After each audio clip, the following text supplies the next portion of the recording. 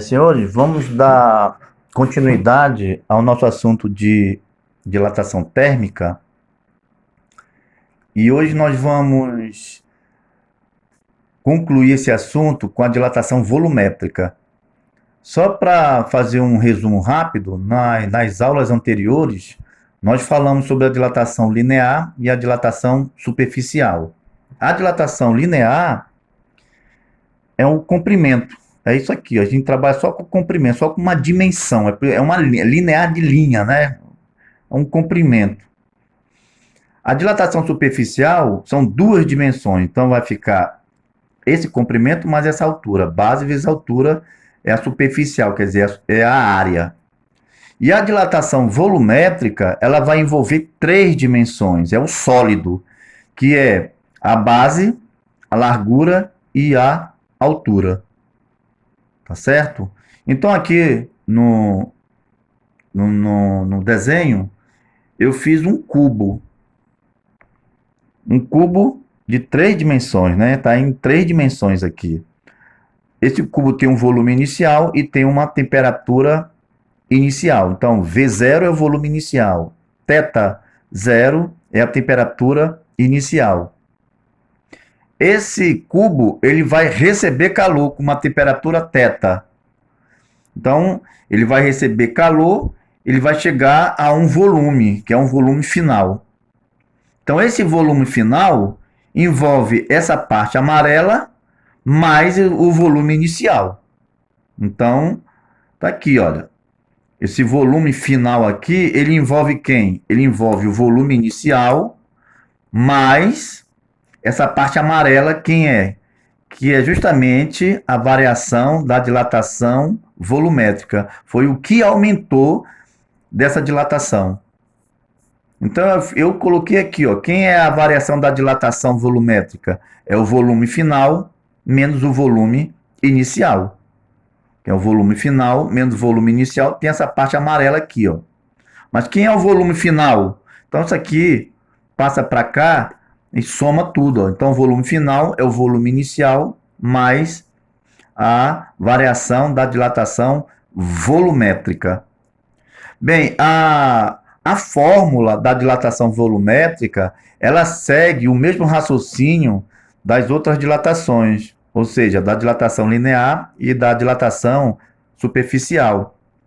Então já foi também feito em laboratório, né? A experiência diz que a dilatação, a variação da dilatação volumétrica, ela é diretamente proporcional ao volume inicial. E também a variação da dilatação volumétrica, ela é diretamente proporcional à variação da temperatura. Esse dp aqui é diretamente proporcional, diretamente proporcional. Então, pela regra da propriedade das proporções, se ΔV é proporcional a V0 e ΔV é proporcional a Δθ, conclui-se então que ΔV é igual ao produto dessas proporções, aparecendo quem? Uma constante de proporcionalidade. Quem é essa constante? É o φ, a letra grega, φ. Esse φ é a constante, é o coeficiente de dilatação volumétrica. Ou seja, quem é o φ? É 3 vezes alfa. O alfa, lembram que é uma só dimensão, né? É o coeficiente de dilatação linear.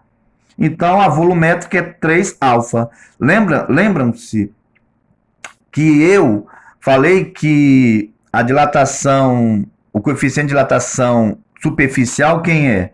É o beta, né?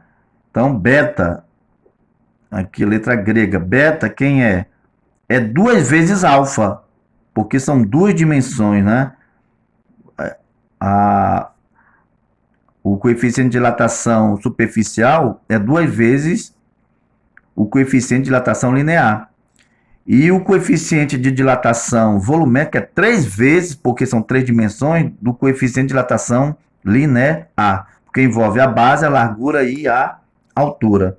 Bem, eu com esses dados aqui, vamos ver se é verdade essa propriedade das proporções. Eu só a título de curiosidade, eu coloquei aqui para vocês verem. Olha só aqui, ó.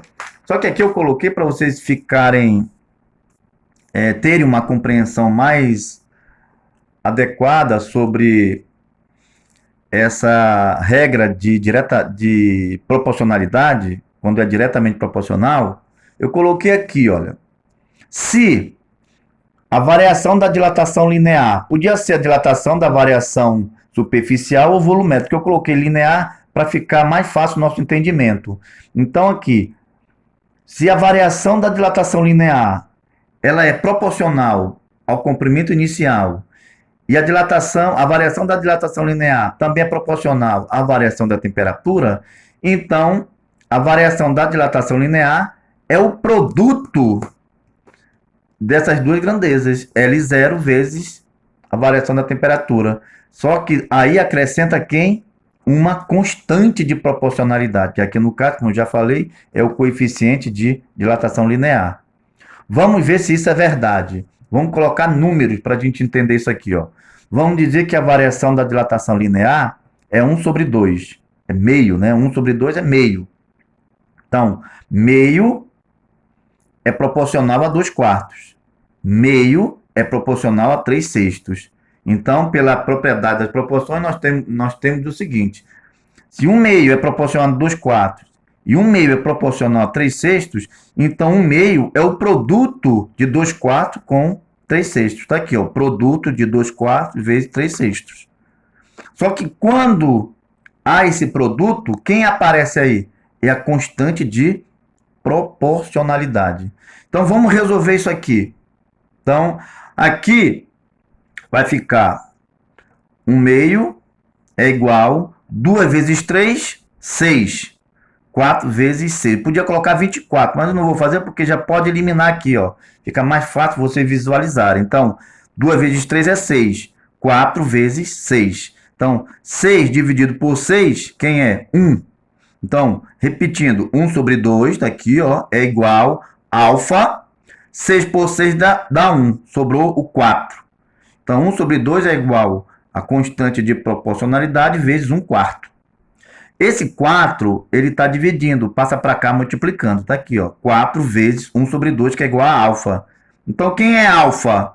Alfa é 2, porque 4 vezes 1 é 4. 4 dividido por 2 é 2. Então, a constante de proporcionalidade é igual a 2. E é verdade, olha só. Vamos colocar aqui, olha. Bem aqui, ó. 4 aqui, ó, 1 sobre 2, que é igual a alfa vezes 1 sobre 4. Tá vendo? Ó? Esse aqui.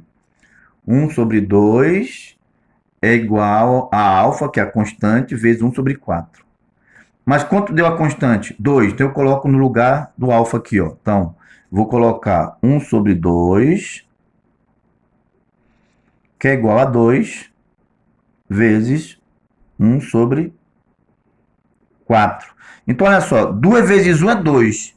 2 dividido para 4.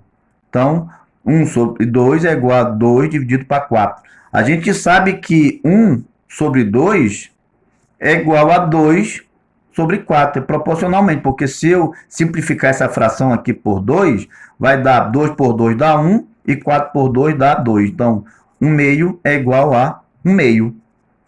Tá ok, gente? Um abraço e até a próxima aula aí.